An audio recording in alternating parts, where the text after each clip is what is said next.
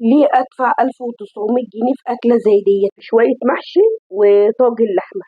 ليه؟ وعشان ايه؟ جوزي عزمني يوم عيد جوازي في محل كبير، وطلبنا طاجن اللحمه وشويه محاشي. اتصدمت من الفاتوره.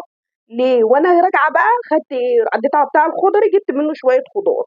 جبت ايه؟ هنا بصلايه كبيره، هقطعها جوليان او حلقات، وهنزل بيها في الطاسه او في الصينيه او في اي حاجه عايزه تحمري فيها. نزلت على البصل حطيته في السمنه وعليه قرنين فلفل كده حراقين سبايسي. اختياري، اللي حابب يحطهم حابب، واللي مش حابب ما يحطهمش، بس هما بيدوا تيست عالي وطعم حلو قوي طاجن اللحمه اللي انا هعمله دوت. هفضل اقلب فيهم واشوح فيهم كده لحد ما ايه؟ عايزاهم يطروا سنه او يتبلوا او يكون لونهم ايه؟ فاتح. مش عايزاهم يغمقوا. هنزل عليهم برشه ملح، وهنزل عليهم برشه من الفلفل الاسود. وهنا دي بقى سر الطاجن بقى. هنزل عليهم برشه من جوز الطيب. دي اختيار، اللي حابب يحطها حابب، واللي مش حابب ما يحطش. ان في ناس كتير جدا مش بتفضل جوز الطيب في الطعم، او بيقولوا حرام، واللي فيه بيقولوا حلال. فاحنا والله تايهين في الموضوع ده، فاحنا بنستخدمها بمقدار قليل. هنا بقى السر بقى في ايه؟ في معلقه السكر الصغيره. بتدي كده تسكيره كده لطعم الطاجن، وبتديله طعم حلو قوي، يعني بتودي فعلا الطاجن في حته تانية خالص.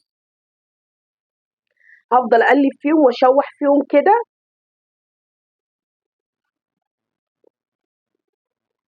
انا مش هخلي البصل يغمق، لا، انا اخليه زي لونه ايه؟ جولد كده، او يدبل. انا مش عايزه البصل هنا يتحمر، لا.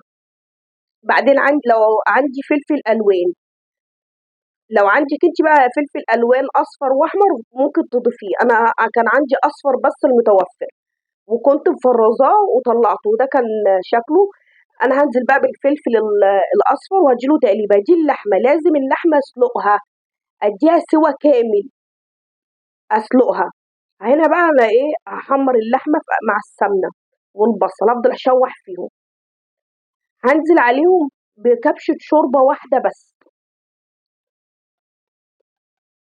عشان انا عايزه الشوربه تاخد من طعم البصل، من طعم اللحمه، كله ياخد من طعم بعضه. هغطيها بورق فويل بقى، وسبتها بقى مع بعضيها نص ساعه كده على البوتاجاز من فوق على نار هاديه. بعدين فضيتها في طاجن ودخلتها الفرن، ولعت عليها الشوايه، وولعت عليها الفرن من تحت حوالي 5 دقايق، وبعدين ولعت عليها الشوايه. ودي كان منظرها. وبعدين بصي فضيتها في الطبق، والله العظيم طعمها تحفه واحلى من بتاعه المطاعم 100,000 مره. وهنا بقى كنت عملت المحشي وعملت اللحمه. قولي لي بقى، استاهل انا ادفع 1900 جنيه في المحل بره في اكله زي دي؟ حرام ولا حلال؟